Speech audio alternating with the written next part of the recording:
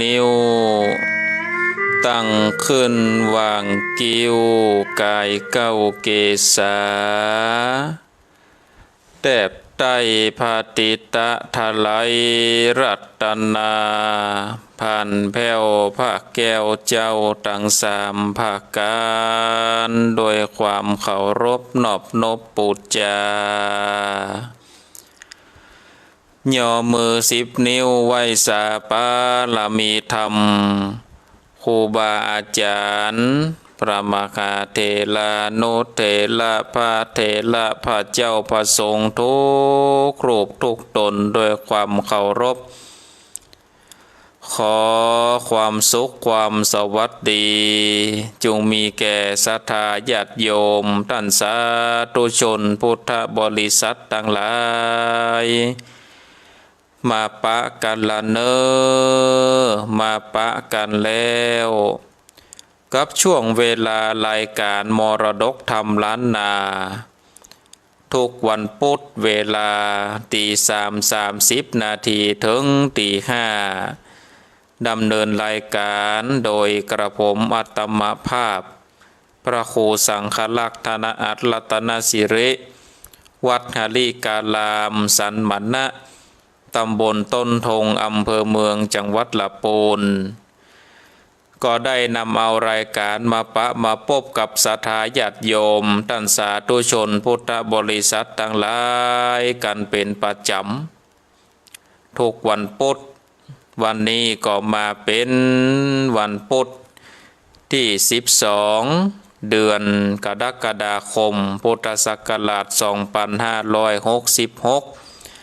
ก็ได้มีบุญได้มาปะกันเนาะศรัทธาญาติโยมท่านทั้งหลายได้มีบุญกันอยู่ต่างคนต่างมีบุญที่ยังได้ตื่นมาได้ฟังวิทยุอาตมาภาพก็ยังมีบุญก็ได้ตื่นมาได้มาปะมาพบกับศรัทธาญาติโยมท่านทั้งหลายวันนี้ก็ถือว่าต่างเฮาต่างคนต่างมีบุญซึ่งกันและกันได้มาปะกันในมาเจ้าวันนี้ก่อนที่ก็จะได้เตดน้ำเตดธรรมแบบปืนบ้านล้านนานั้นก็เฮาก็จะได้ย้อมจิตย้อมใจกันก่อนเนาะศรัทธาญาติโยมย้อมจิตย้อมใจกันก่อนคือไหว้พระกล่าวกรรมปูจาพระรัตนตรัยด้วยกันก่อนเนาะเอาปนมมือกราบ1กราบ2กราบ3อิมินาสกาเลนะพุทธังปูเชมิอิมินาสกาเลนะธัมมังปูเชมิอิมินาสกาเลนะสังฆังปูเชมิอะระหังสัมมาสัมพุทโธภะคะวาพุทธังภะคะวันตังอะภิวาเทมิกราบสวากขาโตภะคะวะตาธัมโมธัมมังนัมมัสสามิกราบสุปฏิปันโนภะคะวะโตสาวกสังโฆสังฆังนะมามิกราบ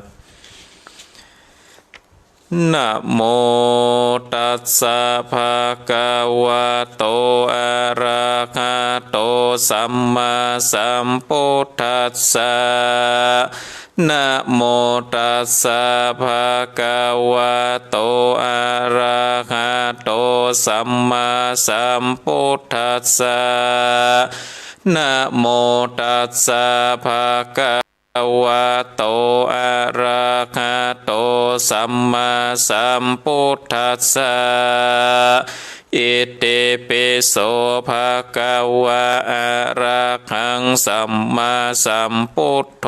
วิชชาจารณะสัมปันโนสุขโตโลกวิโทอนุตตโลปุเรสะธรรมสารเทสัทธาเทวมนุสสานังพุทโธภะคะวะติสวากขาโตภะคะวะตาธัมโมสันเทเตโกอากาลิงโกเอหิปัสสิงโกโอปันนาเยโกปัจจตังเวเทตาโพวินโยเหเตโสปฏิปันโนภะคะวะโตสาวกสังโฆโชปฏิปันโนภะคะวะโตสาวกสังโฆญะญะปฏิปันโนภะคะวะโตสาวกสังโฆสามิจิปฏิปันโนภะคะวะโตสาวกสังโฆญะทิทังจัตตาเลโปเรสะโย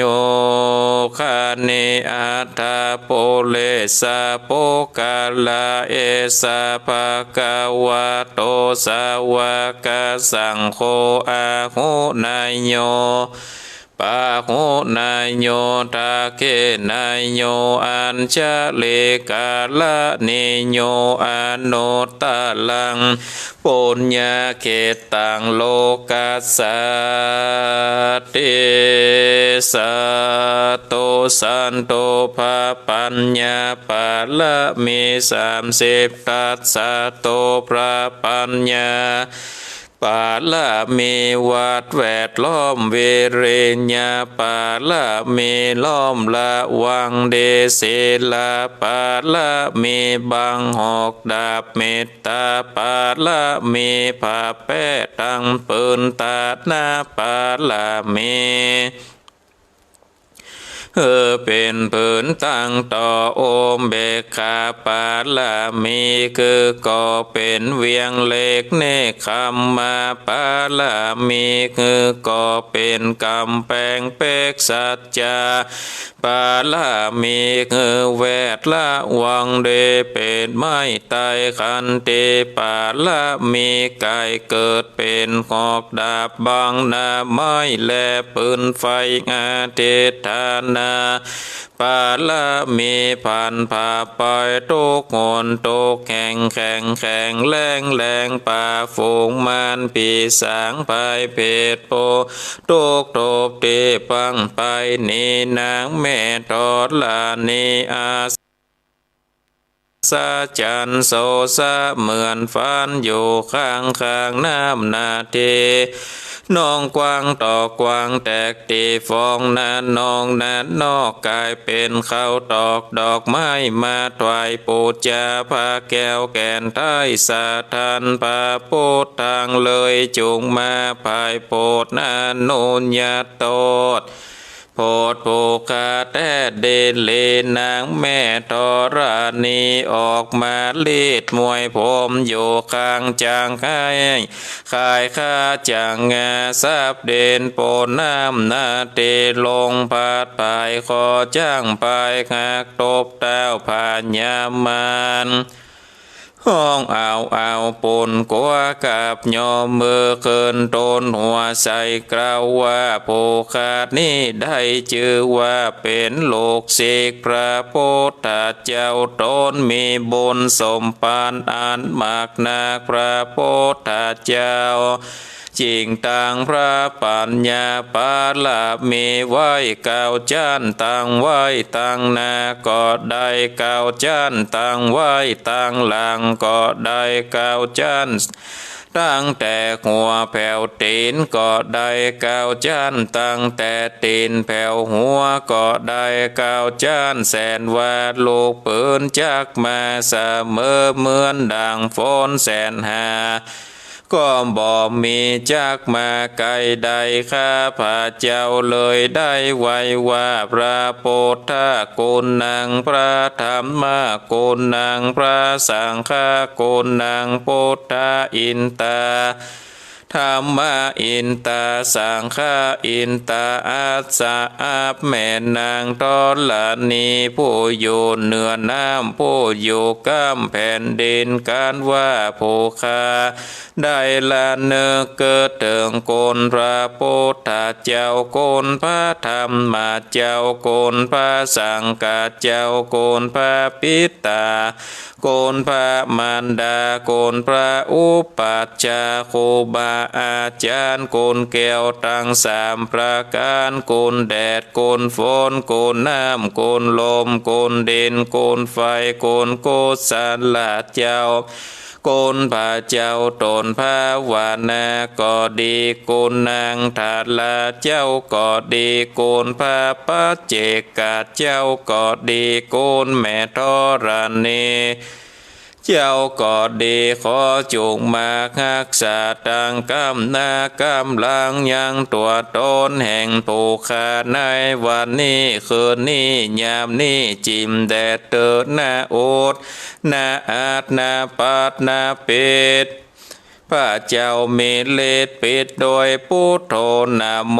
พุทธายะวะบังบังอมสวากขาพุทโธพุทธังหักษาธัมโมธัมมังหักษาสังโฆสังฆังหักษาพุทโธพุทธังอะระหังธัมโมธัมมังอะระหังสังโฆสังฆังอะระหังพุทโธพุทธังกันหาธัมโมธัมมังกันหาสังโฆสังฆังกันหาพุทโธเมนะโธธัมโม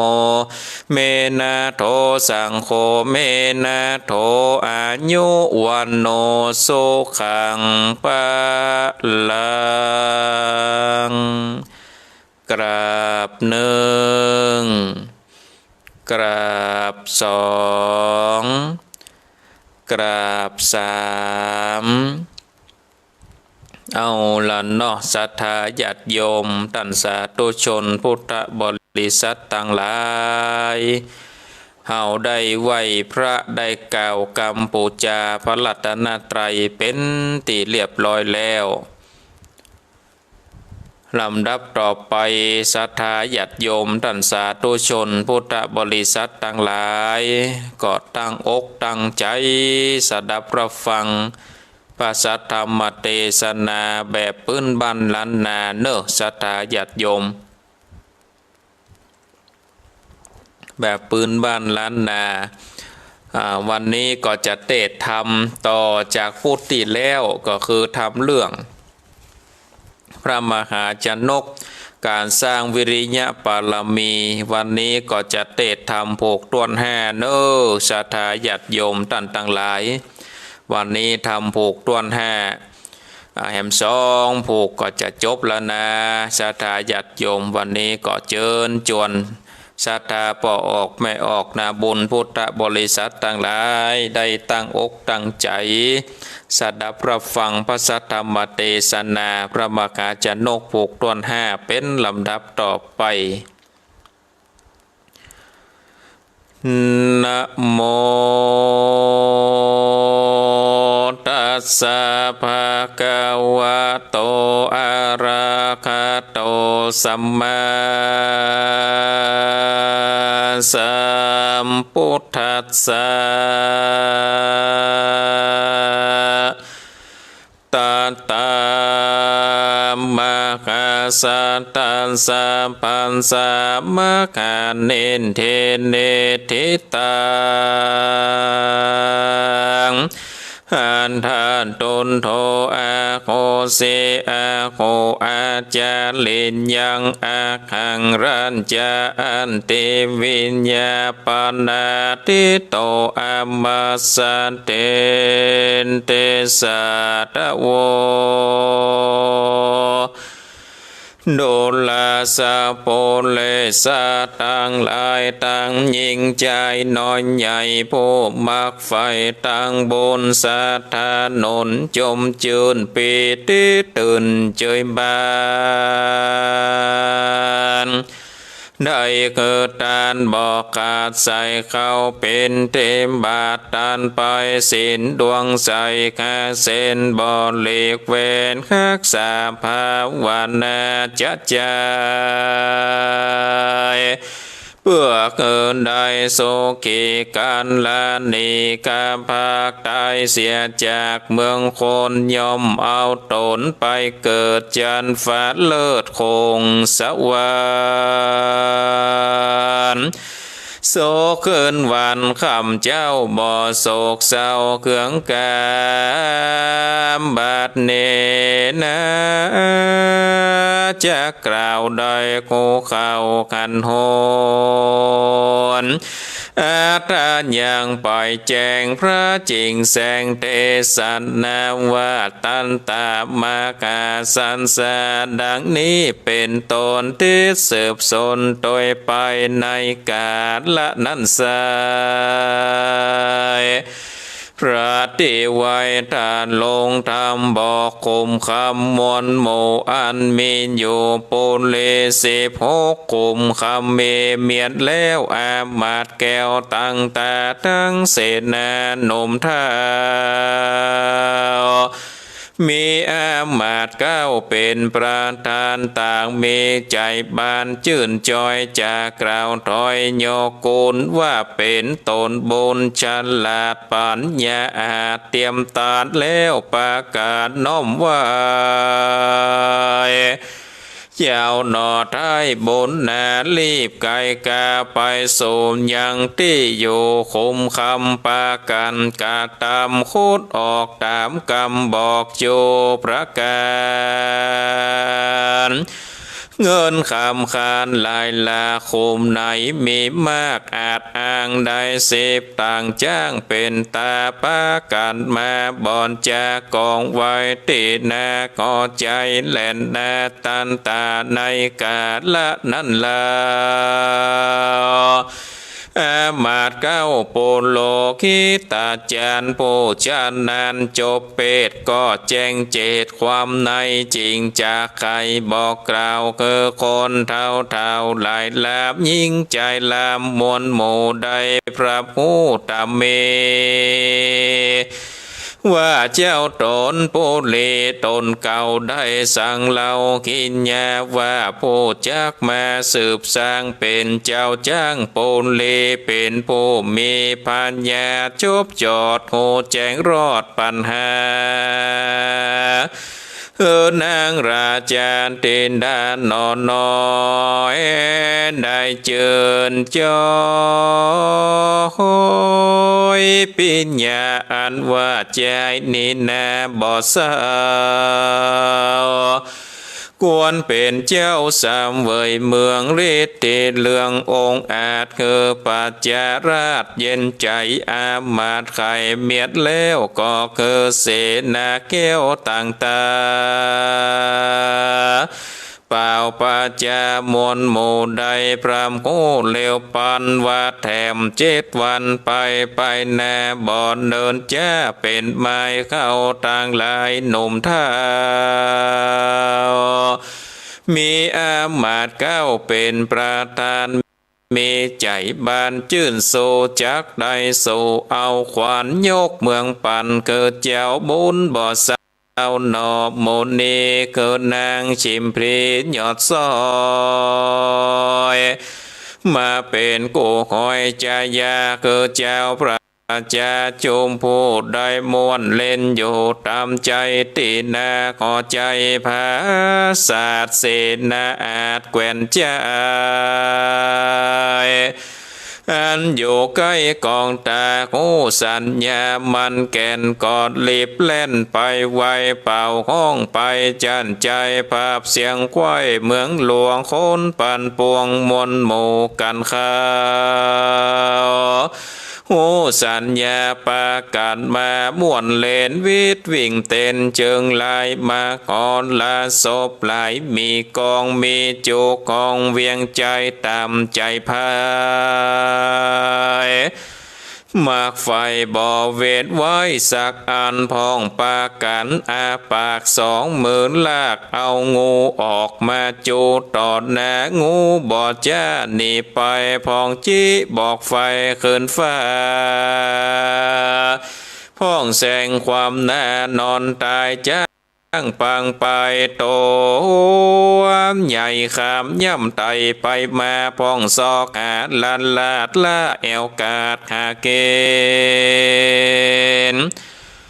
พ้องเมาเวนจางฟ้อนพ้องแอวบอนมากสังกาพ้องแลตาไม่โจโซแอวอู้ยิงลามมีลายลามบอนน้อยพ้องอ้อยลำนำเป็นกะลงทำสอนใจเจ้าเวียงใจมวลโมสานนกอยู่เจยบานโศกสำลานควายของกาบแค่ตองมีเต้นลากัน7 วันมาลอดควายเป็นวันใหญ่ดิเทน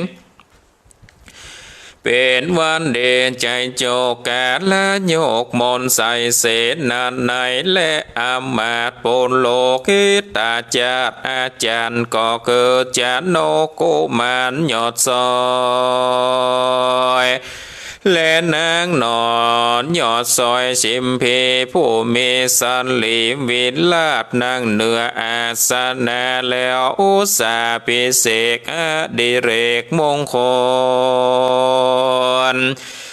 ยกยอตนโตสะปนเป็นเจ้าอยู่เป็นเก้าโปเลคือสุขีไปนายกนางนอนลาราจันตินดาเป็นเจ้าญาแนบข้างห่วมเจ้าจ้างเดียวกันแหลนาตันโตปันลังลำดำนั่นไปนาบ่อนเดินจ้าหลายวันนอจอมทันน้อยนาดได้เสวยลาดแตนเมืองดูลุ่งเลืองใจจ่าเจ้าไพรฟ้าโปนเลสวัสสันเดคำเจ้าบ่อโศกเศร้าเครื่องกาหนอพุทธานยอดซอยเกิดขาก้อยคืนวานว่าเขาของจูอันโลกตายแม่นเมไว้นำนากันเขามอนลานนาพรากนาบอดได้กว่าโดยไปเงียสันใดนั้นสายจากเงินได้ตีนตัวเอาเป็นขัวไก่ลอดสู่เวียงแก้วยอดเนตรหลับปานกวนเกิดตานอย่าจะได้ติดไปแน่วันโลนได้เป็นโกนเมื่อซอย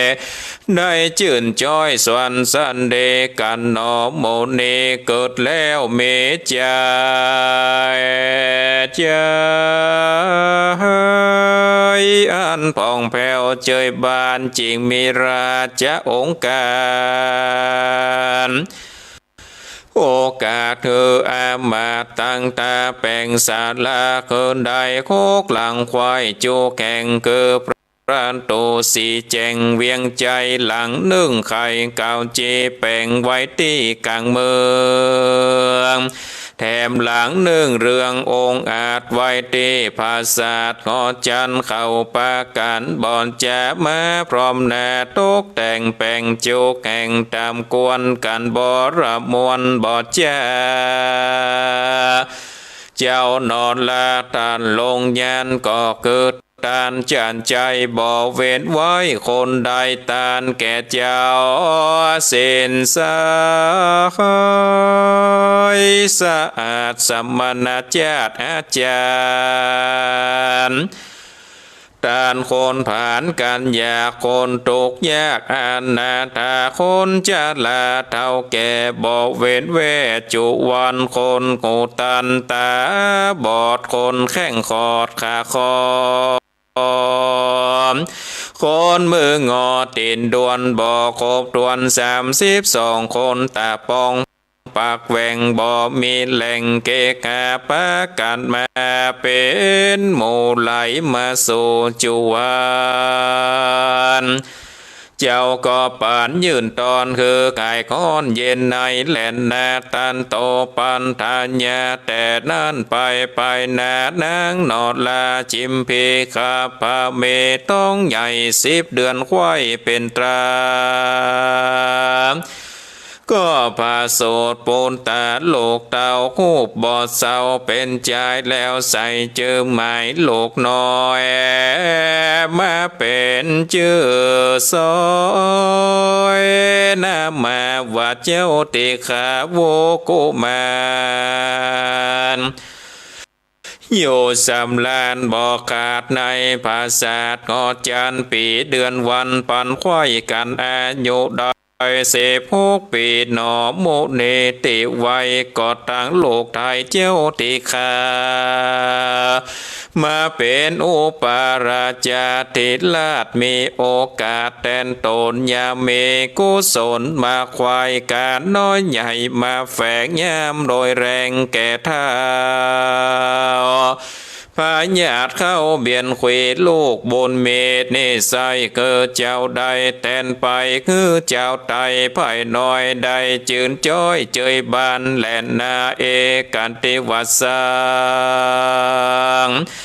ยังมีหวานหนึ่งใสพระติไว้พุทธาปิจารณาเกิดลอดถึงตนตอดตกน้ำตาตกน้ำดาจากความใจตา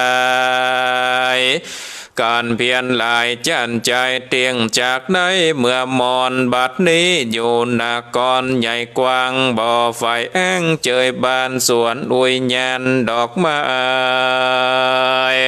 กวนจากได้ยังย่อนก็บ่ผ่อนไปกันเต้า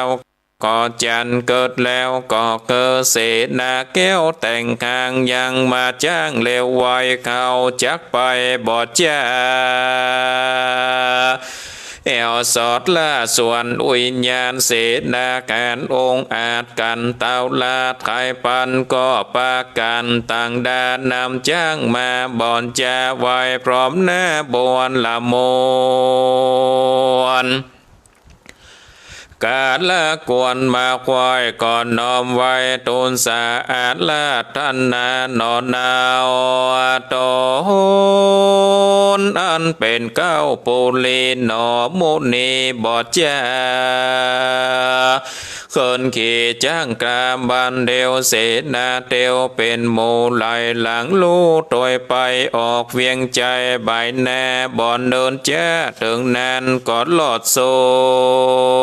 นอุยญาณดอกไม้พระติไวเล็งหันต้นหมากง่วงมันเป็นกู2 ต้นอยู่นำแนบมีฉาญาคุ้มกวางต้นนึ่งอ่างลูกลาย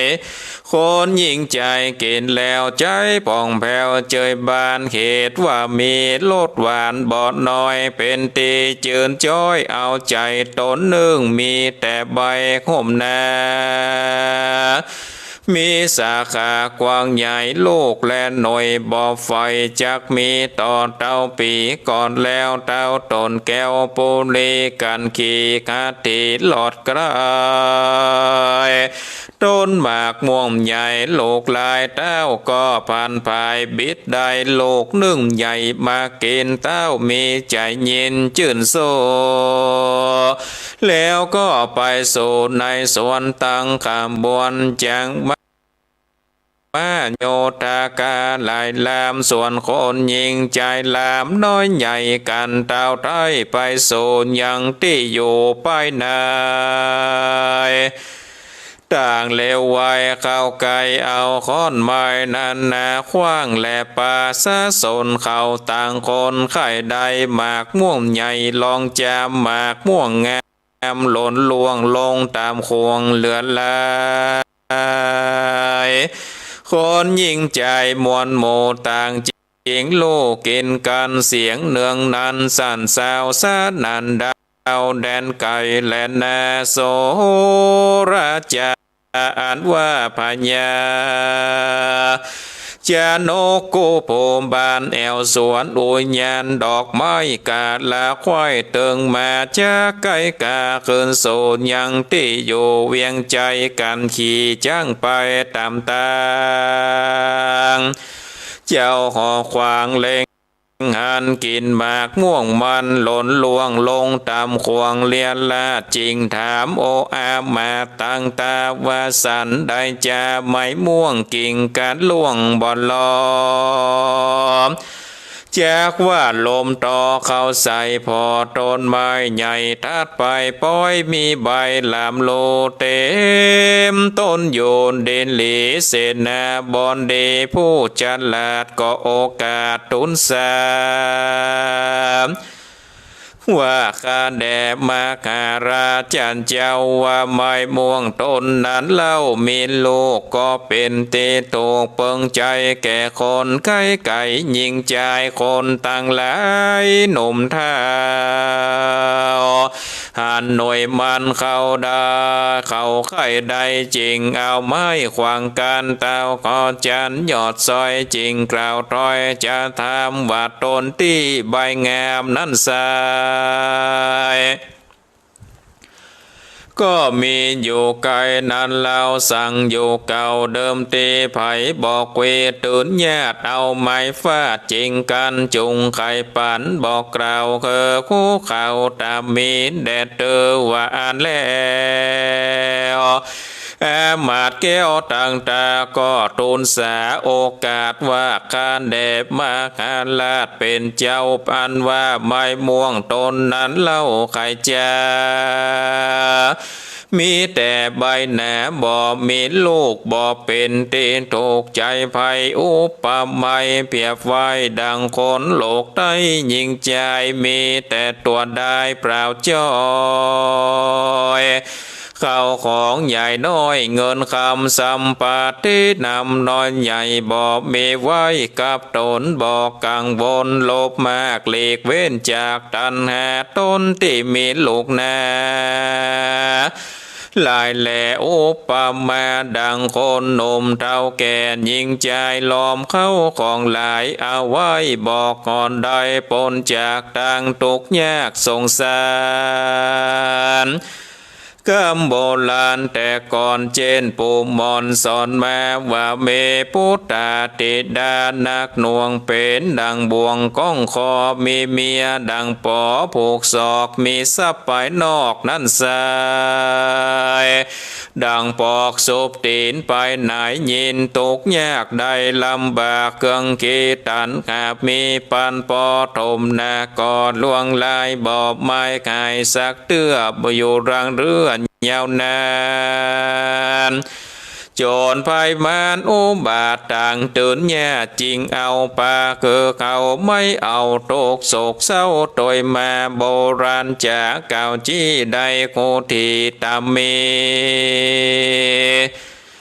หนอโมเนโหดแล้วใจพองแผ้วเจยบานก่อปาปะเลวานมวลโมบายนาสู่เวียงใจแหลนนาตาโตปาลังรำดับแต่นั่นไปนาบ่อนเนินแจ้ถึงนา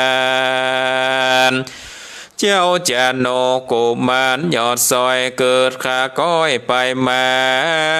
ว่าหาเนนาอยู่สร้างเป็นเจ้าจ้างเวียงใจอุปมาบ่วงก้องเข้าสู่ของขังตนบ่เป็นมงคลสักหยาดป่าไม่มาดเครื่องขี่บอกก่อนเดชนักโสดกวนสันละออกบวชเร็ววายหักษาสินใสคือได้เอาตนเข้าใกล้เนลาปานเต้าผู้บานเกิดแล้วก็เรียกเสนาแก้วมากาแล้วใครจะบอกกล่าวคือคู่ข่าวบัดเดียว ว่าโสจงเลี้ยวขาบาทพายอมฝาดมวลมีอาทาบอดลีขามดีตั้งแปดมาโคดแขวดเลี้ยวไวเฮาจักไปออกบวชถือพระนวดเป็นละเสโยกิเลปากกวางปั้มเป่งสังสมปานใดเจยบานเมื่อซอยดังไฟคอยขานิ่งไม้เตดนั้นเศษนานหลายหนุ่มเท่ากันเต้าเจ้าไข่ปานเข้าปาการบอดแจซอกหาพาและบาทตั้งเครื่องอาจปาลีขานพร้อมโจประการนำบาทแล้วตูนสามบอกลายอเกณฑ์เจ้าหนอมโมนีก็มีขันแลนดาปูนาเทวเสการวันหลนลงเจ้าหนอพระเจ้าบอดแจเรียบนุ่งผาดยอมฝาดสาปายบาทบอนจาก้อยจากกว่าเตียวไปจากเวียงใจที่อยู่ใบหน้าสู่ดอยเขไปคนเดียวจะใจดันป่าไม้ดงดานลอดสู่วังทานน้ำลายน้ำเย็นใส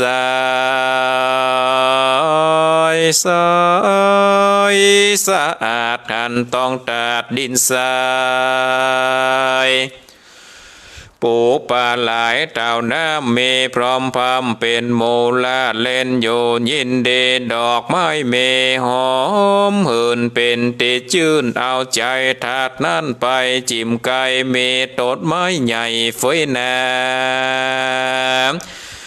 เจ้าปิจารณาทวนที่ควรเป็นตีก่อสร้างปั้มเป่งต่อตั้งทำภาวนาจำต่อแทงเพื่อเกิดแจงอันใสจริงเข้าไปยังจอดกันหิวขอดนิคายเจ้าบนภายน้อยนาดก็โอกาสอธิษฐานว่าแม่นสมปานขาไทยอันสร้างไว้เดิมเตแมนว่ามีน้อยมากอย่าได้พระไกลกา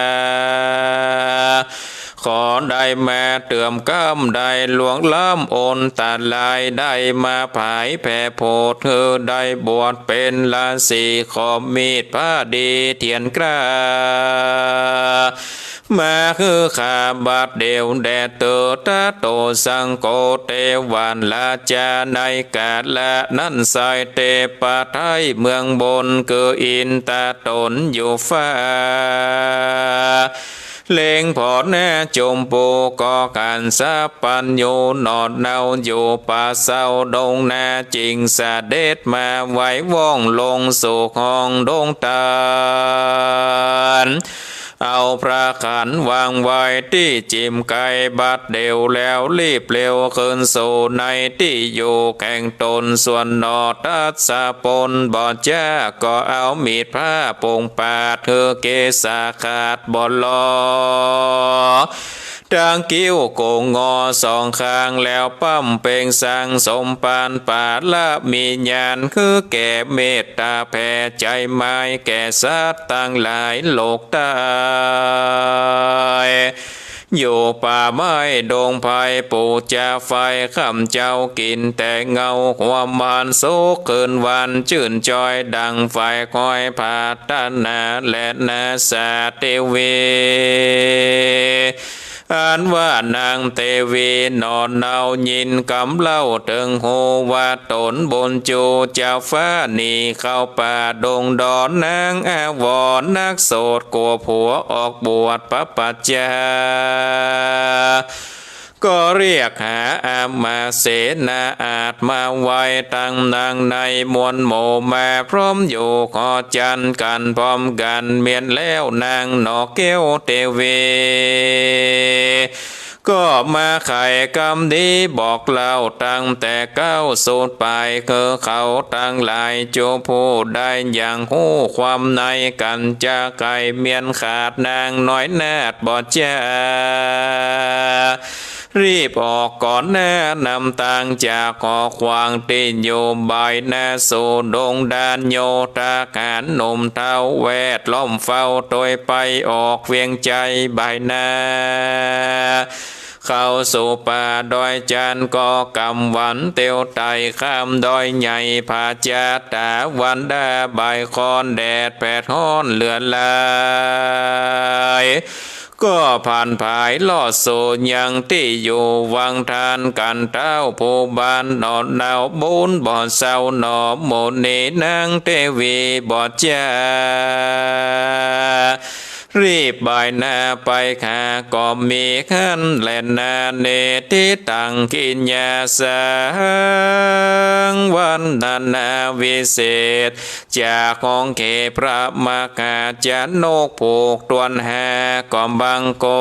มสมเลสเดเอาละเนาะศรัทธาญาติโยมท่านสาธุชนพุทธบริษัทต่างหลายเฮาได้ฟังพระสัทธรรมเทศนาแบบพื้นบ้านล้านนาพระมหาจารย์โนกผูกตวนห้าก็ปริปุณังจบลงไปเป็นที่เรียบร้อยเนาะศรัทธาญาติโยมมาเหลียวพอเวลาก็มีเวลาเหลืออยู่เอานักเหมือนกันเนกศรัทธาญาติโยมก็จะได้สรุปเนื้อหาใจความสำคัญให้กับศรัทธาญาติโยมท่านทั้งหลายได้สดับขับฟังกันให้ก่อนเนาะอันว่าทำพระมหาจารย์นกปกต้นห้านี้ศรัทธาญาติโยมเพื่อนก็ได้อู้ถึงว่าเจ้าจานกกุมารนั่นนี่ก็ได้ตอบคำถามของปุโรหิตาจารย์เสนาอามาตย์ตั้งหลายเพราะว่าเป็นคำสั่งของเจ้าฟ้ามหากษัตริย์องค์ก่อนว่ากล่าวใครที่จะขึ้นปกล่าขึ้นบ้านปองเมืองเนาะขึ้นเสวยลาภเป็นเจ้าฟ้ามหากษัตริย์เมืองมิถิลานี่ก็ต้องตอบปัญหาขุมคำนี้ให้ได้ก่อนกันว่าตอบปัญหาขุมคำนี้ได้นี่ก็สามารถที่จะนำเอาขึ้นปกบ้านปองเมืองได้เจ้ามหาชนกก็เลยบอกที่อยู่ของขุมคำถึง16ขุมแล้วเสนาอามาตย์ตั้งหลายก็ได้ปากันไปขุดเอาเงินเอาคำที่พระมหาชนกนั่นนี่ได้บอกเป็นตีแล้วเงินคำนี่มีหลายศรัทธาญาติโยมในธรรมเนี่ยเปิ้นว่าเงินคำคานหลายหลากโคมไหนมีมากอาจอ้างได้10ต่างจ้างเป็นตาปากันนำมาบ่อจ้ากองไว้ติดหน้าหอใจแต่ละขุมนั่นศรัทธาญาติโยมมีเงินมีคำนักหลายได้10ต่างจ้างปะโตเขาว่าเกวียนหรือว่าลำล้อหนึ่งนี่นักละนาศรัทธาญาติโยมได้10ต่างจ้างนี่16ขุมก็ได้เป็นตาใด160เนาะ160ต่างจ้างปัดโตจะมีเงินมีคำนักหนาปาปั่นหลังจากที่ได้ไปขุดเอาเงินเอาคำมาแล้วนี่อามาตย์เก้าโปโลหิตาจารย์เป็นผู้ชำนาญก็มาปรึกษาหารือกันว่าบัดเดียวนี้นี่เฮานี่สมควรที่จะยกเจ้าจนกกุมารนี่ขึ้นเป็นเจ้าฟ้ามหากษัตริย์อภิเษกกับนางชิมพีนี่เหียเพราะว่าพระมหาจนกนี่เป็นผู้มีปัญญาหูแจ้งแทงตลอดของปัญหาขนาดขุมเงินขุมคำฝังอยู่ที่ไหนก็สามารถที่จะจี้บ่องจ่องตังให้ได้นำไปขุดมาท่านตะลายหันว่าจะได้แล้วแถมยังหนึ่งนี่นางชิมพีก็มีใจยินดีเนาะมีใจยินดีกับเจ้าจนกกุมารนี่ท่านตะลายจะว่าจะได้อันว่าเสนาอามาตย์ตั้งหลายนี่ประชาชนตั้งหลายก็เลยพร้อมใจกันเนาะ เลยพร้อมใจกันว่าแถม7 วันไปหน้าบ่อนเนินจ้าเป็นหมายเฮาตั้งหลายหนุ่มเท่ามีอามาตย์เก้าเป็นประธานมีใจบานจื่นสู้จักได้สู่เอาขวัญยกเมืองปั่นเฮอเจ้าบุญบ่อเศร้าหนอมุนีนะเฮอนางชิมพีหยอดสร้อยเป็นกูกห้อยจาญาเฮอเจ้าปัจจาจูผู้ได้ม่วนเล่นอยู่ตามใจติดหน้าขอใจภาษาทก็เลยมาปรึกษาการลือกันว่าแถม7 วันไปหน้านี่เฮาจักได้อาภิเษกยอยกเฮอเจ้าจะนกโกมานกับนางนงคานนางชิมพีนี่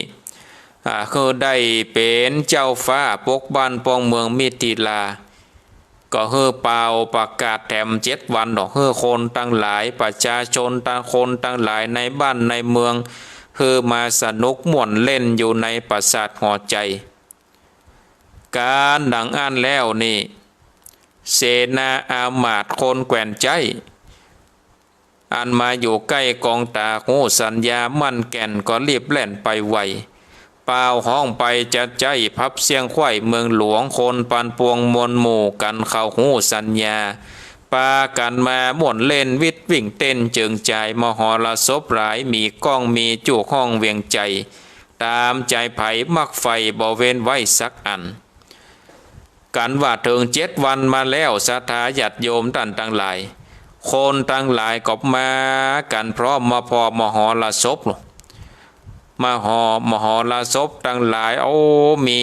หลายสิ่งหลายอันสถาญาติโยมในธรรมนี้เพิ่นก่อนได้พรรณนาว่าพ่องกอกพ่องปากันปาก2 มือหลากเอางูออกมาจูต่อหน้างูก็บอดจ้าหนีไปพ่องจิบอกไฟขึ้นฟ้าพ่องแซงความแน่นอนตายเฮือจ้างปังปลายตัวใหญ่ข้ามย่ำไตไปมาพ่องซอกหาลานลาดล่าแอวกาดหากีนพ่องเมาวีนจังฟ้อนพ่องแอวบอลหมากจักกาพ่องแลตาหมายจู้เสาะแอวอู้ยิงลามมีลายลามบ่อนน้อยพ่องจ้อยลำนำเป็นกะลงทำสอนใจเจ้าเวียงใจมวลหมู่สนุกอยู่เจยบานสุขสำราญไข่ห้องกับเขตต้องมิถิลากัน7 วันมาหลอดไข่เป็นวันใหญ่ดิถีเป็นวันดีใจโจกกาละโยกมดใสเสนาไหนและอามาตย์ปโรกิตาจัดอาจารย์ก็คือจะนกกุมารหยอดสร้อยและนางหยอดสร้อยสิมพีผู้มีสลีวิลาศนั่งเหนืออาสนะในธรรมบอกก็ได้พรรณนาว่า7 วันนี่สตามีมหรสพสมโพธิคึกคืนบางพ่องก็ปาก2 มือหลักเอางูมาเอางูมาโชว์พ่องก็จิบอกไฟขึ้นฟ้าบางพ่องก็แซงความหน้านอนตายเอาจ้างมาย่ำไต่ไปไต่มาเนาะบางพ่องก็ไปเสาะแอวกาดบางพ่องก็ไปพอเปิ่นฟ้อนเปิ่นลำบางพ่องก็ไปเล่นการพนันมาเล่นหมากสักกะบางพ่องก็ไปเล่ตาพอสาวพวกที่จะเสาะเป็นโกเป็นกิมบางพ่องก็ไปฟังเปิ่นเปิ่นจ้อยเปิ่นซอเป็นกะโลงทำสอนอกสอนใจมีมหรสพ7 วัน 7 คืนสถาญาติโยมท่านทั้งหลายมหรสพ7 วัน 7 คืนแล้วนี่ก็เสนาอามาตย์ปโลกิตาจัดอาจารย์ก็เลยเอาพระมหาชนกกุมารเนี่ยกับนางเทวีสิมพีเนี่ยขึ้นเป็นเจ้าฟ้ามหากษัตริย์อุตสาราชาพิเศษอดิเรกมงคลยกเป็นตนเก้าปุรีบ้านเมืองนี่สถาญาติโยมอยู่ก็ได้มีความสุขเพราะว่ามีเจ้าฟ้ามหากษัตริย์แล้วเนาะการว่าเจ้ามหาชนกกับนางสิมพีนี่อยู่เมินไปหลายวันพระมหาชนกได้เสวยราชแล้วนี่บ้านเมืองก็โดนหลงเรืองเจ้าไผ่ฟ้าปุรีก็มีความสัตย์สดีข้ามเจ้าบ่โศกเศร้าเครื่องกานอพุทธาก็คือเจ้ามหาชนกนี่ก็เกิดว่าเข้าของอันใดในโลกนี้นี่บ่มี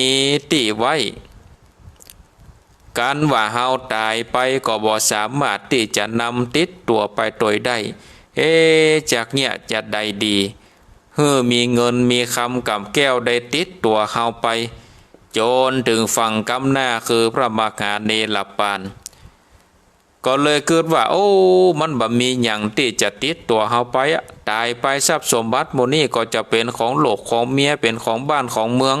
บ่ใช่เป็นของเฮาตายไปบ่สามารถที่จะเอาหยังไปสักอย่างแม้แต่เสื้อผ้า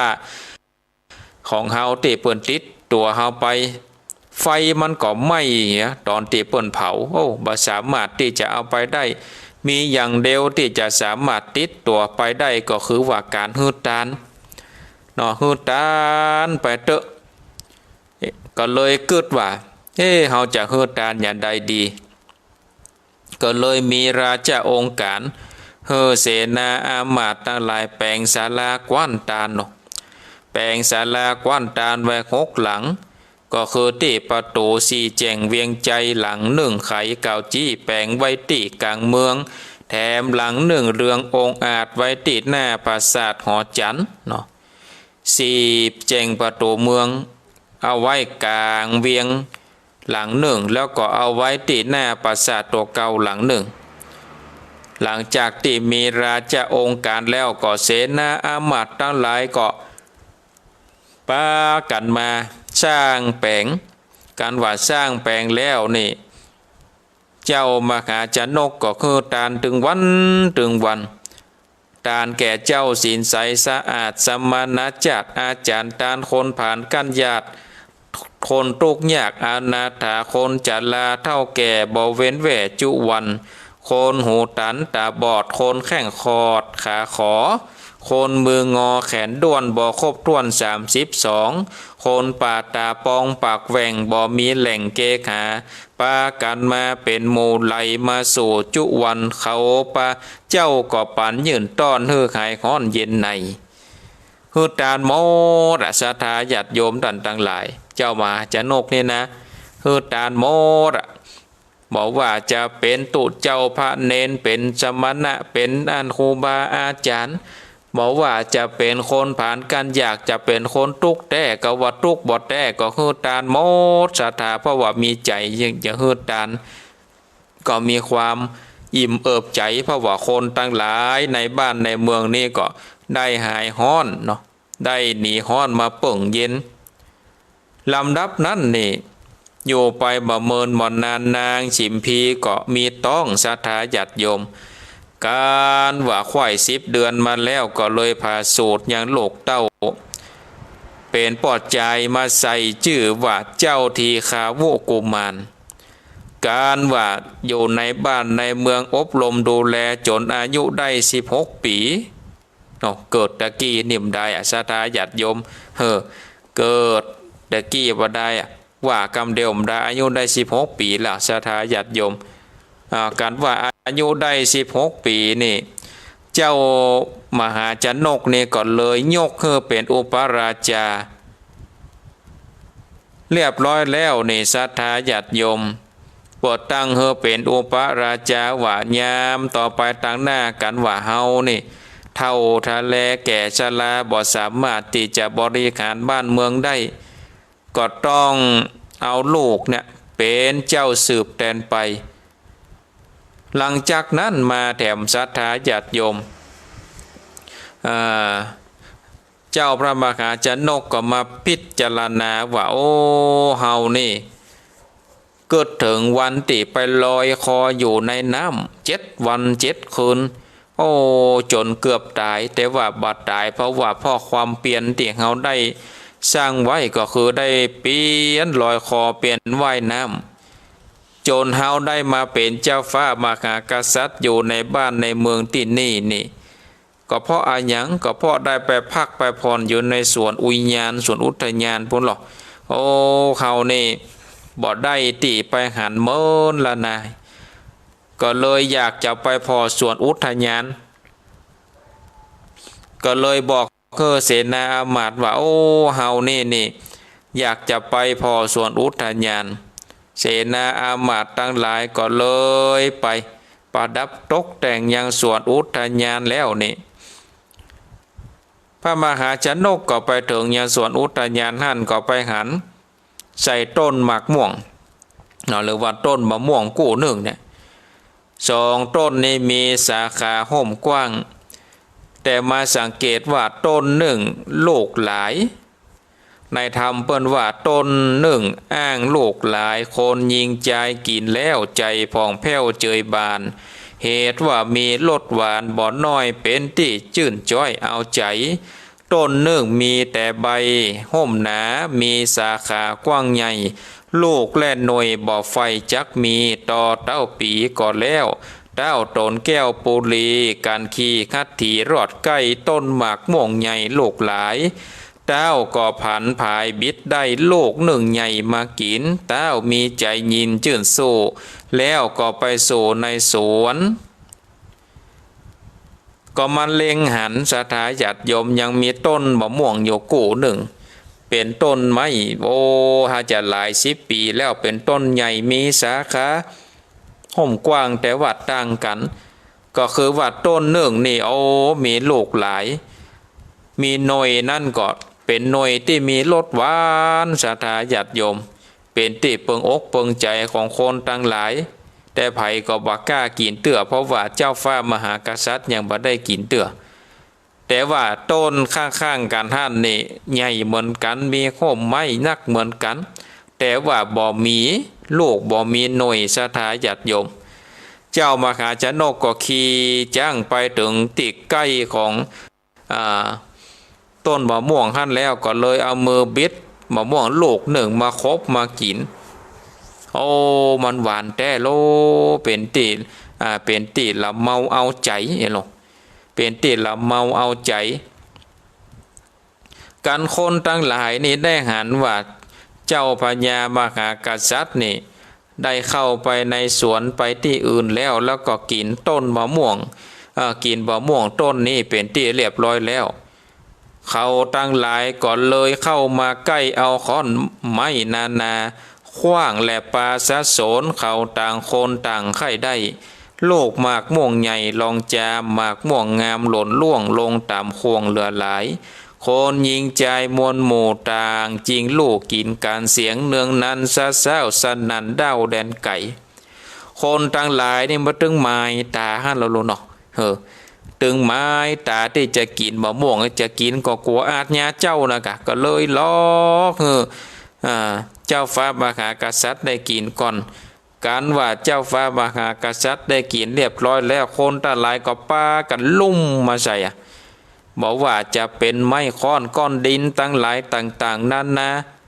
ก็ป้ากันมาขวางใส่สิเอาออกไปเนาะ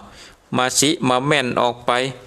มากม่วงงามก็มาตกมาตามขี้ดินพ่องตามยังพ่องคนตะลายก็ลู่กินไป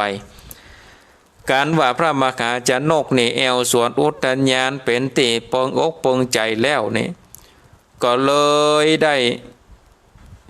ถึงเวลาที่จะเดินทางปีกแล้วสถาญาติโยมก็ปีกตังเก่านะกะการว่ามาถึงสถานที่อันอยู่ของต้นมะม่วงนี้แล้วนี่ก็มาว่ากิ่งมะม่วงนี่มันหล่นมันหลวงลงมาเหี่ยหายยายหยาบตามพื้นหน้าดินแล้วมะม่วงบนต้นนี่ก็มดลึงจะเป็นอันหยังกันว่าจะเป็นลมหลวงมาก็ต้นตั้งหลาย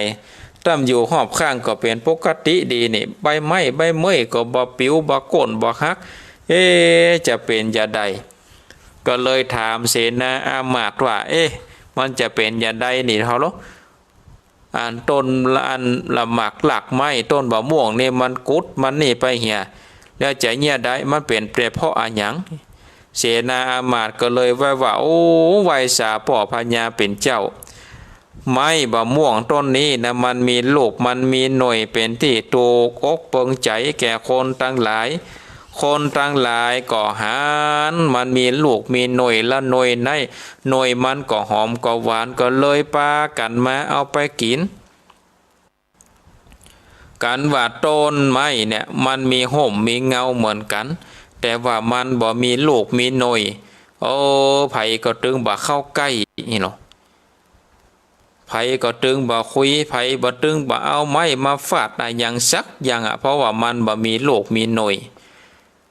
การว่าเสนาอามาตย์ก็โตนสาโอกาสแล้วนี่ก็เลยบอกว่า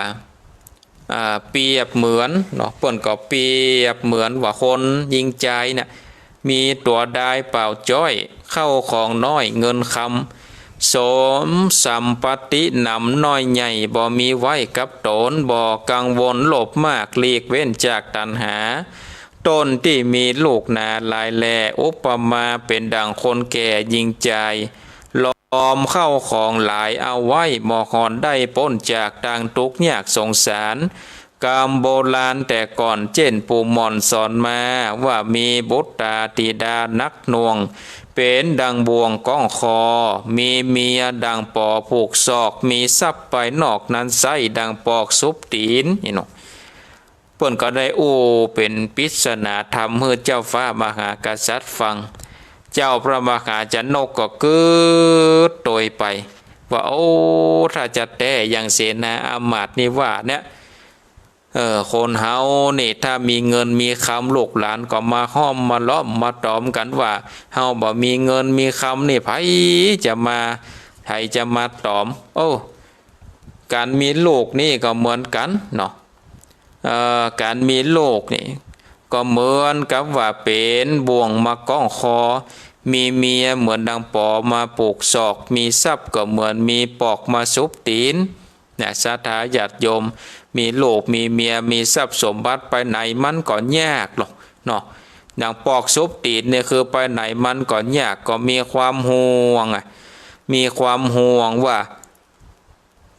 บ้านจองห้องหอทรัพย์สมบัตินี่เฮานี่กลัวเปิ้นจะมาลักมาจกไป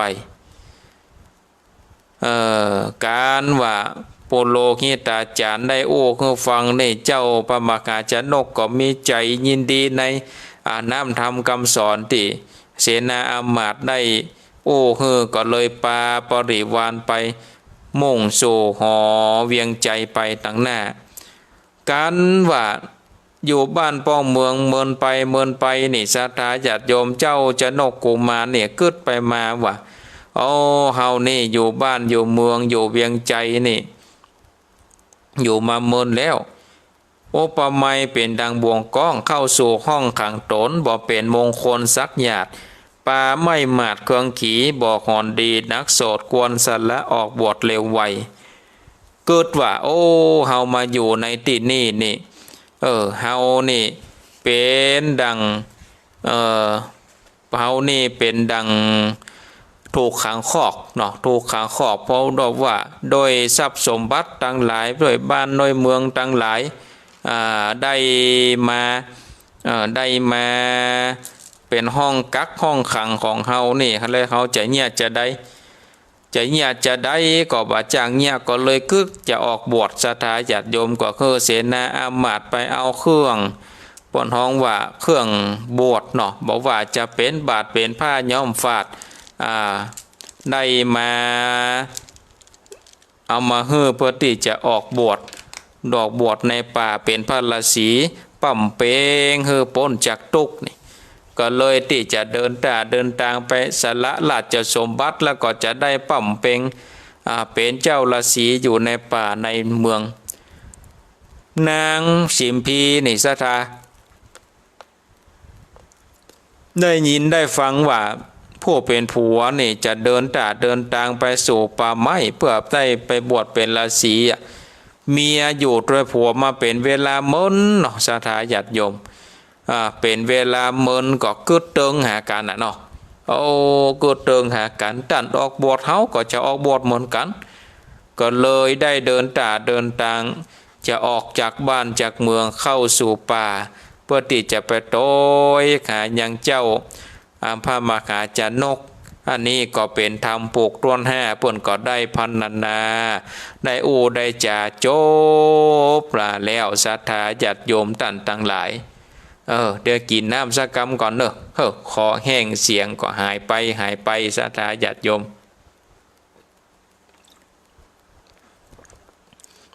จิบน้ำแล้วก็จุ่มคอจ่าปลาใสกับศรัทธาจัดโยมตันตาหลายได้มาเร็วพอเวลาตอนนี้ก็เวลา3:35 นาทีตี 4จะตี 4 ตี 4:35 นาทีศรัทธาญาติโยมตันต่างหลายต่อไปก็จะเปิดสายเนาะจะเปิดสายคือกับศรัทธาญาติโยมตันต่างหลายได้สดับกับฟังกันจะได้โทรมาได้โทรมาโทรมาจ้า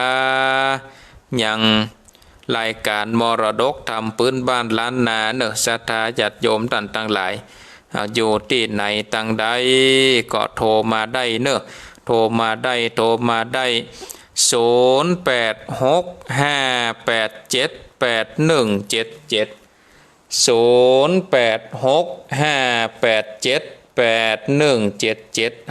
ครับสายเจริญปอนกราบไหว้สาเจ้าท่านพ่อครูทำตับเตานะเจ้าทำตับเตาเจ้าฟังอยู่แต่เจ้าแล้วหมดเอาไหว้พระแล้วกันแล้วเนาะเจ้าได้ไหว้พระอยู่ทำ2 ผูกเนาะข้างแถม2 ผูกก็จะจบแล้วชอบทำใหม่แม่ม่วนก็ไปเสาะก็ว่ากันเนาะสาธุโมทนาเจ้าเอาครับสายต่อไปเจริญปอนกราบไหว้สาครับเป็นพระครูพ่อน้อยบุญปานวันนี้มีบุญได้ฟังเสียงท่านวันหนึ่งแล้วต่างคนต่างมีบุญครับผมฟังหาท่านพระครูอยู่เด้อเป็นกำลังใจท่านพระครูตลอดเด้อสาธุโมทนาเอาหับสายเจริญปอนจะไม่สากเจ้าท่านพระครูนี่แม่โทรมาจากบ้านมุกจันทร์นะแม่สายทองจ้าทำแต่แรกก็มาฟังกันว่าท่านจักสัก97.5นี่ชัดเจนดีจ้าสาธุโมทนาทุกคนเสียท่านครูสาธุสาธุจ้าต่อไปสาเจ้า0865878177 เจริญปอนกราบไหว้สาเจ้าท่านพระครูมาแล้วแม่สีทรเจ้าชัดเจนดีนะวันนี้ขบาดอุดมชัดเจนดีฝนตกก่อตะเมืองฝางใส่ประกันตกเจ้าต้องพ้นตกก่อนท่านพระครูตกได้2 วันมานี่เฮ้ยเอาดีแต่นะกะมาได้แล้วมันแบบตกร้อนขนาดอันนี้ตกได้2 วันหมอกพอดีเจ้าจุ่มเย็นดีเนาะท่านพระครูนะจุ่มเย็นดีเจ้าเรียบร้อยแล้วนะโอนเพื่อเรียบร้อยแล้วนะสาธุเจ้าไว้สาเจ้าจ้าหับสายต่อไปเจริญปอนสาธุเจ้าน้อมตาจางเจ้าตาจางเวียงหนองล่องเจ้าชัดเจนดีฟังหมดเจ้าละเนาะเจ้าฟังไม่เจ้าละเจ้าสาธุโมทนา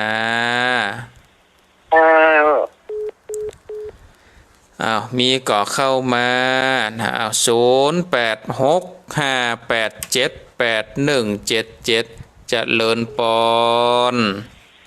น้องสาวเจ้าที่ลุงยายพรฟังแต่เจ้าว่าเด้อฟังแต่เจ้าวันนี้รับละกันก่อนวันนี้วันนี้บัดรับฝนตกก่อสันกำแพงหรือว่าตกน้อยเดียวตกน้อยเดียวหมอกเย็นเนี่ยเนาะ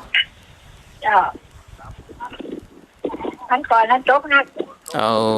นะคะเปลี่ยนกัน2 วันนั้นตกนักกันนานเนาะตามบ่มีนะคะเบาน่ะตกนะคะจุ่มเย็นดีเนาะ เจ้า สาธุโมทนา เจ้าว่าที่ในนี้งานขาวดำเนี่ย มีงานขาวดำเหรอ เจ้าตรงนั้นไปวันเสาร์เลยจ้า โอ้หลายวันอยู่นี่จ้ะ เจ้า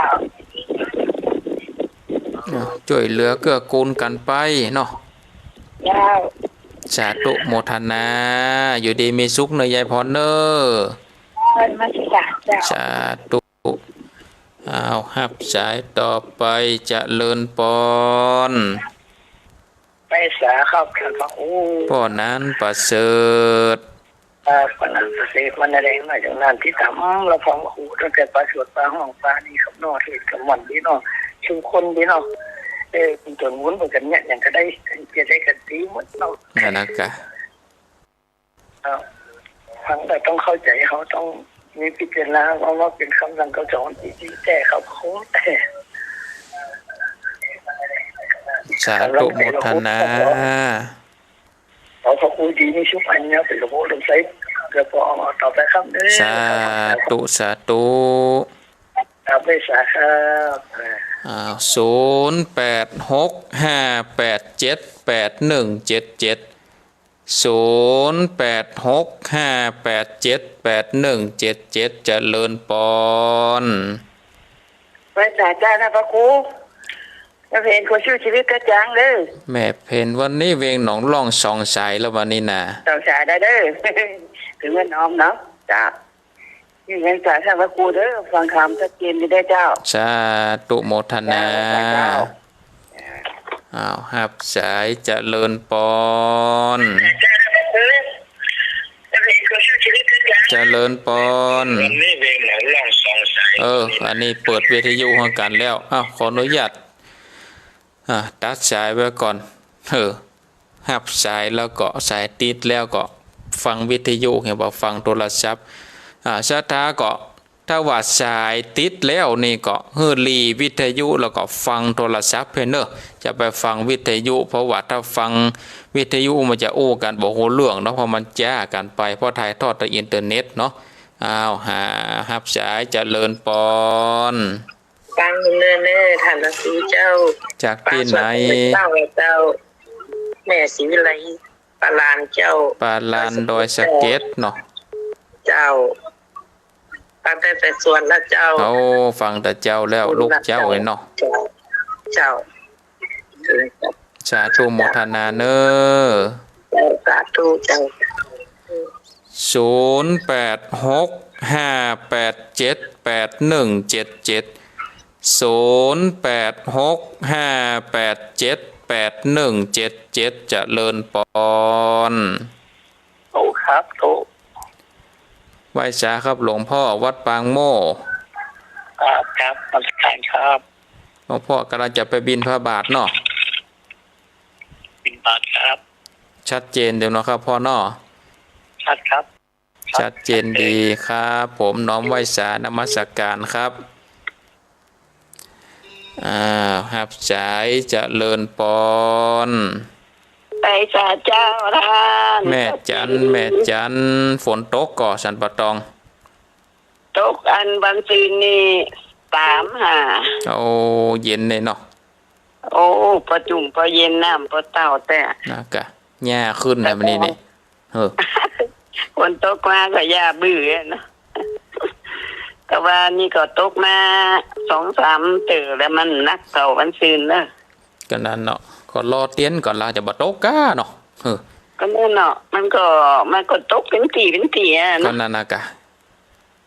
แต่ว่านี่พอมาตั้งละปูนนี่ประตูดำอย่างงอหอมอคำนะ แต่ว่านี่ตกกะแต่ว่านี่นะวันซืนกับตะวานี่ตก2 วันทัดกัน นั่นเนาะอย่างเดียวกันนั่นเนาะ2 วันเอาวันซืนนี่นักเลยอ่ะก็นี่เนี่ยประจุมประเย็นแต่ชัดเจนดีแม่จ้า สาธุโมทนา ปากันออกโบสถ์ให้หมดแล้วนะ นะกะติดตามผูกที่6พอจะเป็นจะใด ยาวทั้ง2ผูกจบเลยนะ แม่นจะจบแล้ว ไว้ สา เจ้า ธุหับสายเจริญปอน จ้าท่านพระครู จากที่ไหนจากนครนิฝางพระเจ้าเอาแปะปราณีเมืองฝางเจ้าชัดเจนนี่เนาะแม่นเนาะเจ้าสาธุบาทอุดมเจ้าสาธุโมทนาเนอเจ้ากับพระเจ้า0865878177 เจริญปอนฝ่ายราชการเจ้าแม่ฟังอยู่ในเจ้าจากที่ไหนศรีโพธารามเจ้าศรีโพธารามสารปีเนาะเจ้าชัดเจนดีเนาะเจ้าสาธุโมทนาเจ้าในราชการเจ้าเอาครับสายต่อไปเจริญปอนท่านพระครูจากที่ไหนพระพักกุลาบ้านต้นซ่านฟังอยู่นะเจ้าต้นซ่านที่ไหนนี่แม่ซ่านตะบนแม่สูงเจ้าอ๋อต้นซ่านฝางเนาะเจ้าป้าอันกล้าเปิดสายแรกเลยนะเจ้าเอาจับพอดีนี่เนาะเจ้าอันวัดธรรมะรวมชัดเจนเนี่ยนะเจ้าสาธุโมทนาเจ้าเอาฮับสายต่อไปวันนี้ฮับสายเต็มที่วันนี้นี่เจริญปอนวัดเจ้าท่านพระครูไม่อุ้ยเองฟังอยู่นะเอาบ่ได้อู้กะจัดเมินนะอุ้ยอีนาแล้วมัน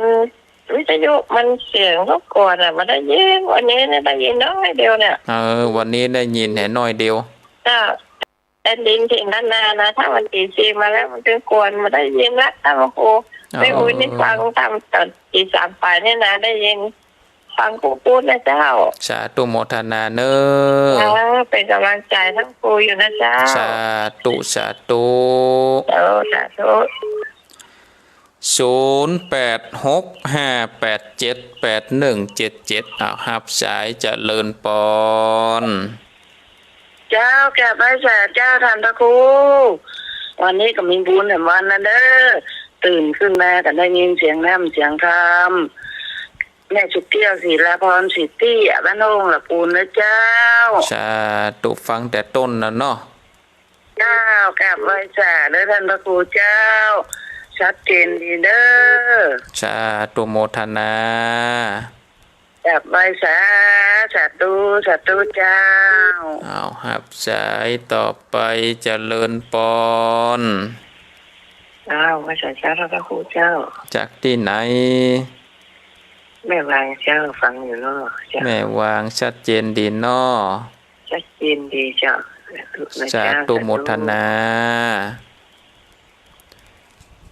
0865878177เอาเปิดเธอโทรมาเต็มที่ศรัทธาญาติโยมใช้เวลา20กว่านาทีพวกนี้เนาะในการเปิดสายศรัทธาวันเดือนนี้เปิดสายน้อยเดียวก็เอาท่านอาจารย์เปิดสายน้อยเดียวบอกกดบัตรตันเปิ้นอันนี้ก็เพื่อเวลาศรัทธาญาติโยมโทรมาเต็มที่เลยเจริญปอนเป็นรายการท่านพระครูจากที่ไหนจากบ้านห้องครับบ้านห้องละปูนนะครับบ้านห้องละปูนชัดเจนดีเนาะชัดเจนดีอันนี้ต้นที่อยู่วัดฉันมันได้ไหมครับแม่นแล้วเสียงมันที่อะไรกันอันวัดสันติเจริญนะครับมันคล้ายๆกันเสียงช้ากันฟังมันบางทีนี่มันเพลินมันเหมือนกันแต่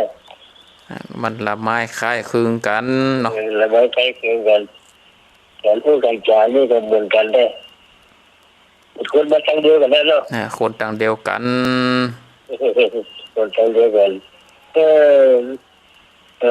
วางรายการของด้านทุกกำลังใจเด้อสาธุโมทนาครับนมัสการครับสาธุฮับสายเจริญปอนเจริญปอนไหว้สาเจ้าท่านพระครูจากที่ไหน ฟังนี่เจ้าเนอโอ้เหมือนแล้วสวัสดิ์ปูจากปันไม่สีเพิ่งเจ้าต้นเพิงเวงหนองล่องนี่กะใช่จ้าต้นเพิ่งสลับปีอ๋อต้นเพิงสลับปีฮะว่าต้นเพิงเวงหนองล่องเจ้าต้นเพิ่งสลับปีพ้องตลอดนะท่านพระครูเนอแต่ไม่ได้โทรหาท่านพระครูด้วยเจ้าเนอมันโทรหากันพ้องกาเจ้าจะตุโมทนาเมาไปการเปลี่ยนนะแต่ท่านพระครูเอาไปตานเปลี่ยนก็ต้องฝังเจ้าไปโดยครูบาวัดหนองแฝกเนาะไปตัวอันไปตัวทุกขาวัดต้นเพิ่งเจ้าอันกะเจ้าเอาสาธุโมทนาเราจ่าเจ้าครับสายเจริญปอนไว้ค่ะเจ้าจากที่ไหนจากแม่วัวคำแม่งอนที่เหล็กฝังเจ้าเมืองฝางเจ้าฟังตลอดนะเจ้าสาธุโมทนาเจ้าไว้ค่ะเจ้าฮับแถมสายเจริญปอนนมัสการเจ้าจากที่ไหนจากหลังกาดแม่สาวอำเภอแม่อายเจ้าหลังกาดแม่สาวอำเภอแม่อายเจ้าฟังผ่านตำรวจตีซีมาแล้วเนี่ยเจ้าฟังทำวันนี้หวันดีเนาะหวันดีก็ฟังกันไปเรื่องสองผูก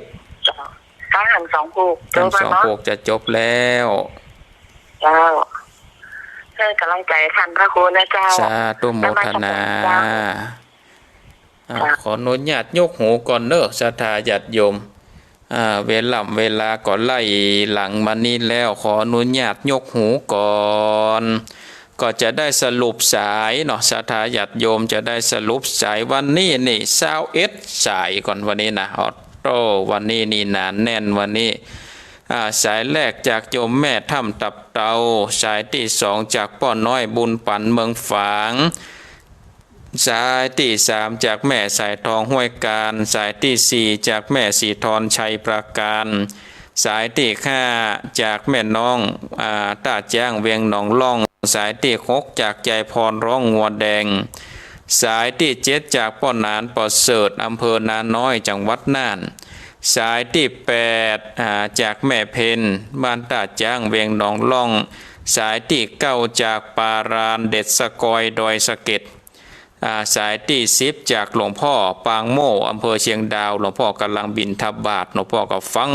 ตามหนทางไปโดยสายที่11จากแม่จันเรือนใสเวียงตากการสายที่12จากแม่ปราณีเมืองฝางสายที่13จากโยมแม่บ้าน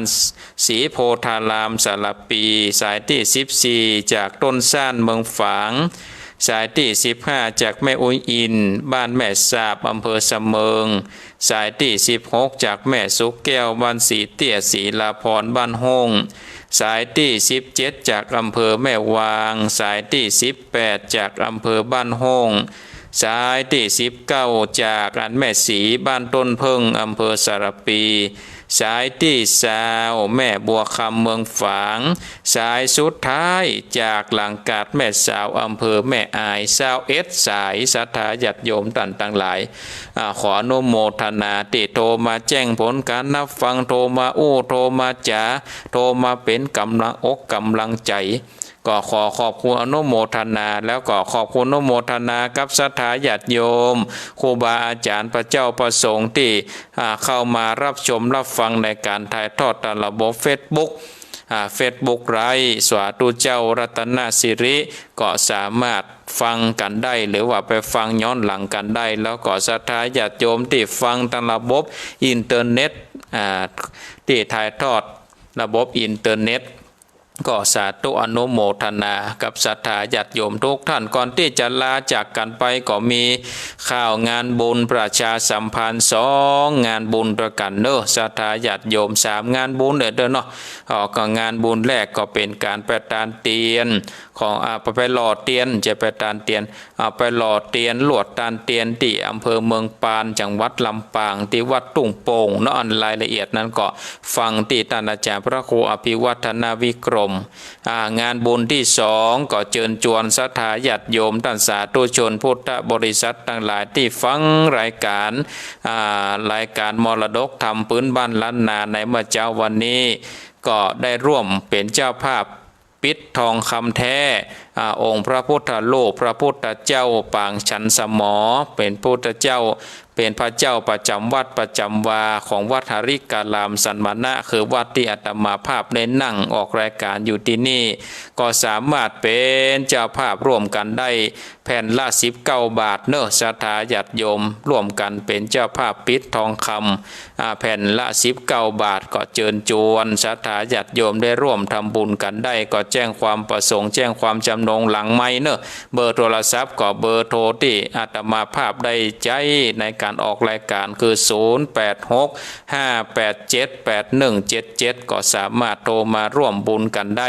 ก็มีหลายท่านแต่ว่าบ่สามารถที่จะนำเอารายชื่อของท่านมาเป่าประชาสัมพันธ์ในรายการได้เนาะก็ฮู้ตัวเอาเนาะว่าท่านใดได้โอนมาทำบุญรับเป็นเจ้าภาพ10 แผ่น20 แผ่น100 แผ่นก็มีศรัทธาญาติโยมท่านทั้งหลายก็อนุโมทนาและข่าวงานบุญสุดท้ายก็เชิญชวนศรัทธาญาติโยมท่านสาธุชนพุทธบริษัททั้งหลายได้ร่วมกันถวายเตียนจำนวน19 วัดถวายจุดเดียวคือวัดศรีมงคลทาเมืองเลิกอำเภอแม่ทาในวันที่23 เดือนกรกฎาคมเวลา6 นาฬิกาหรือว่าบ่าย 4 โมงศรัทธาญาติโยมจะร่วมทำบุญก็สามารถแจ้งความประสงค์แจ้งความจำนงศรัทธาที่ฟังรายการวิทยุอยู่ที่ใกล้อยู่ในเขตบริเวณอำเภอแม่ทาหรือว่าอำเภอเมืองละปูนอยู่ที่ใกล้ก็สามารถไปร่วมบุญกันได้เนอะในวันที่23 กรกฎาคมเวลา 4 โมงก็จะได้ถวายทานเตียนวัดสาจำนวน19 วัดนำโดยดร.กบประภัสราเตชะภัยบูลย์ดารานักแสดงทางละครทีวีในสมัยก่อนนะเนาะเพิ่นก็จะได้มาร่วมถวายทานในวันที่23เนอะศรัทธาญาติโยมก็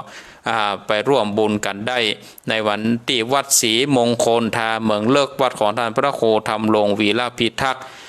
เลขานุการเจ้าคณะอำเภอแม่ทาในวันนี้อาตมาภาพก็ขอนำเอารายการได้ลาจากศรัทธาญาติโยมท่านทั้งหลายไว้เพียงเท่าอี้ก่อนเนาะวันพุธหน้าก่อนกรรมาปะมาพบกันแต่ใหม่วันนี้ขอนำเอารายการได้ลาจากศรัทธาญาติโยมท่านทั้งหลายไว้เพียงเท่าอี้ก่อนเนาะขอความสุขความสวัสดีจงมีแก่ศรัทธาญาติโยมทุกท่านทุกคนอายุวันโนสุขังพละ